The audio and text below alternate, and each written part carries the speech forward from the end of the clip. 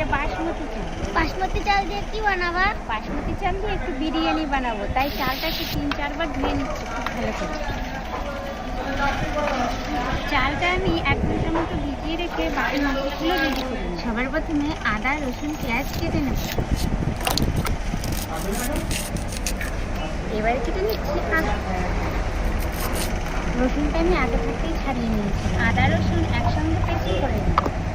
সব তরকারির আলুর টেস্ট আলাদা, আর বিরিয়ানির আলুর কিন্তু টেস্ট আলাদা। বিরিয়ানির মশলা তৈরি করার জন্য দিয়ে দিচ্ছি 1 চামচ ধনে, 1 চামচ জিরে, 1 চামচ মৌরি, শুকনো লঙ্কা, ছোট এলাচ, বড় এলাচ, দারচিনি, লবঙ্গ, সাদা গোলকি, গোলাপের পাপড়ি, জয়িত্রী, গোলমরিচ, স্টারকি, জায়ফল, শুকনো খোলায় সব মশলাগুলোই ভেজে নেব।